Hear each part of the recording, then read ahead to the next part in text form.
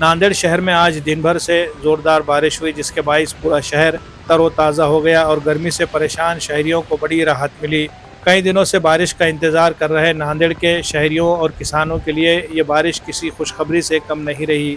मौसम के खुशगवार होने से न सिर्फ आवाम ने राहत की सांस ली, बल्कि खेतों में मसरूफ़ किसानों के चेहरों पर भी उम्मीदों की नई किरण जगमगाने लगी है।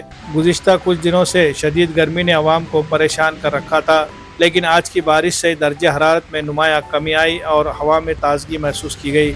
बारिश की वजह से नांदेड़ के कई इलाकों में सड़कों पर पानी जमा हो गया, जिससे ट्रैफिक को वक्ती तौर पर मुश्किलात का सामना करना पड़ा। ताहम लोगों ने बारिश का भरपूर लुत्फ उठाया। दूसरी जानिब किसानों ने बारिश के बाद अपनी ज़मीनों की तैयारी में मजीद सरगर्मी दिखाना शुरू कर दिया है। ज़राई माहिरीन का कहना है कि अगर आइंदा दिनों में वक्फे से बारिश जारी रही तो खरीफ की फसलों के लिए ये मौसम साजगार साबित हो सकता है। शहर के माहौल में आई इस तब्दीली से हर उम्र के लोग खुश नजर आए।